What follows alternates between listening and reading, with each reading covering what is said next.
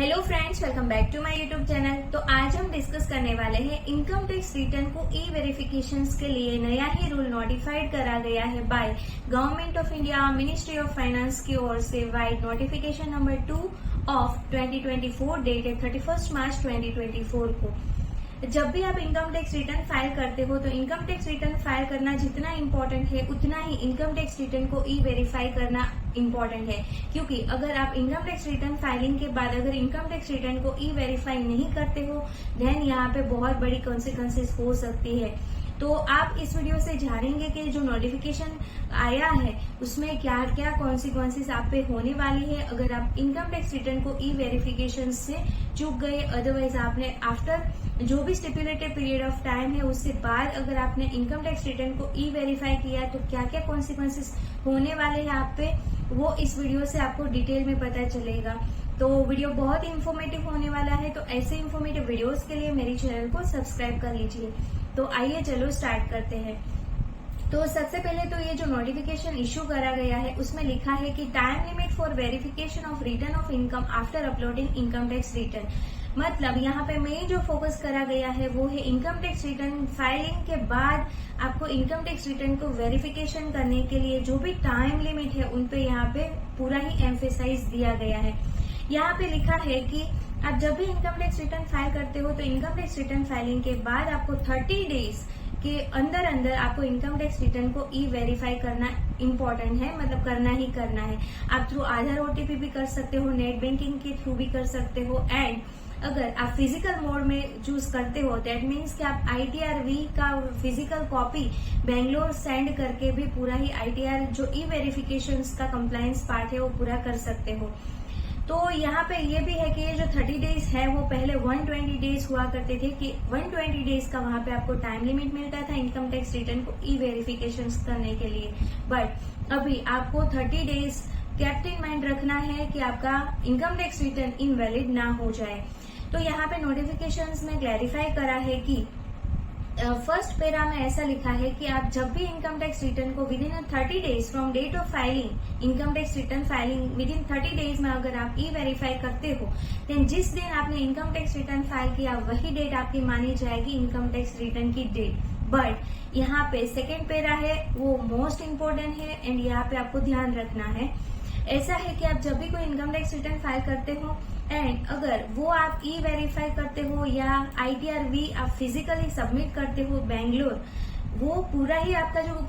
Time limit है वो after 30 days of uploading है, देन यहाँ पे वेरी इंपॉर्टेंट है in such cases the date of e-verification ITR-V submission shall be treated as date of furnishing return of income and all consequences of late filing of return under act shall follow as applicable।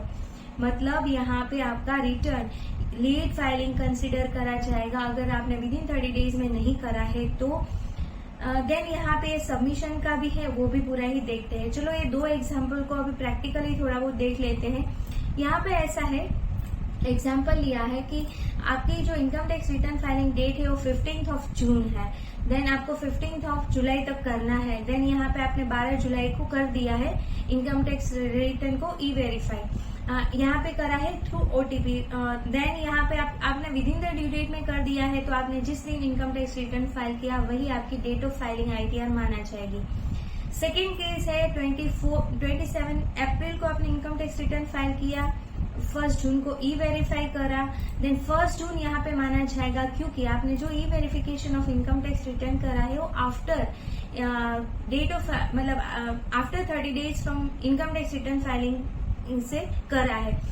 तो यहाँ पे आपको तो ऐसा लगेगा कि चलो फिर भी हम 31 जुलाई के अंदर तो है, बट प्रॉब्लम तब आता है, ये थर्ड केस है वो वेरी इंपॉर्टेंट है। थर्ड केस में ऐसा है कि आपने 24 जून 2024 को इनकम टैक्स रिटर्न फाइल किया,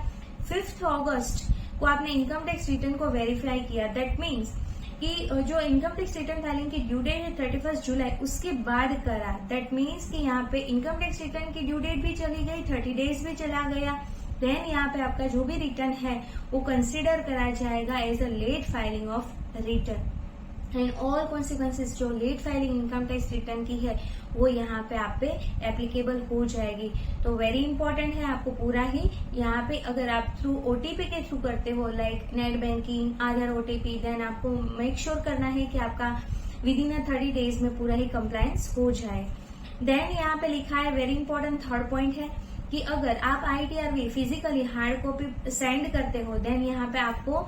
एड्रेस भी दिया है कि आप थ्रू ऑर्डिनरी और स्पीड पोस्ट कर सकते हो आपका ITRV। यहाँ पे ये भी लिखा है prescribe format and prescribe manner, मतलब आपको उसमें साइन करना है एज अ टैक्स पेयर आपकी खुद की, एंड देन यहाँ पे ये एड्रेस पे आपको कुरियर करना है। बट यहाँ पे वेरी इंपॉर्टेंट फोर्थ पॉइंट आ जाता है, वो मस्ट इम्पोर्टेंट है, आपको ध्यान से देखना है।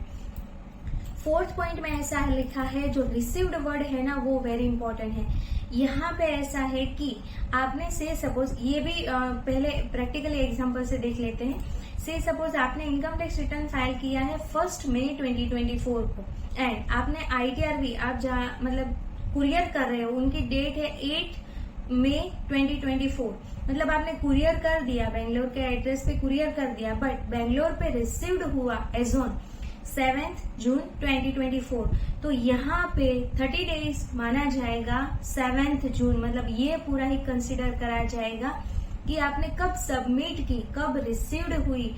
ITRV। तो यहाँ पे ये विद इन आफ्टर 30 डेज यहाँ पे फॉल होता है, देन यहाँ पे ये पूरी ही इनकम टैक्स रिटर्न की आपकी डेट माना जाएगी। तो यहाँ पे यही सजेशन रहेगा कि आप जब भी income tax return hard copy मतलब ITRV सेंड करना चाहते हो तो as soon as possible courier कर दो, ताकि यहाँ पे थोड़ा बहुत टाइम गैप रहता है तो आपका इनकम टैक्स रिटर्न पे इनवैलिड या लेट फाइलिंग का कोई भी कॉन्सिक्वेंसेस ना आ जाए। तो आई होप आपको ये भी पूरा समझ में आया है कि यहाँ पे जो डेट कंसिडर करी जा रही है वो है actual received by centre, that means यहाँ पे रिसीव्ड वर्ड वेरी इंपॉर्टेंट है। हमने कुरियर किया वो डेट कंसिडर नहीं की मतलब हमने जो कुरियर किया है वो डेट यहाँ पे कंसिडर नहीं की जा रही है, बट जिस दिन मिला है बेंगलोर पे उस दिन यहाँ पे कंसिडर की जा रही है। Then fifth point very important है, आपने अगर एक भी तरीके से मतलब आधार OTP से भी नहीं किया है एंड फिजिकल कॉपी भी बेंगलोर सेंड नहीं की है, आपने ITR को वेरीफाई ही नहीं किया है, तो आपका income tax return shall be treated as invalid. आपका इनकम टैक्स रिटर्न यहाँ पे इनवैलिड हो जाएगा।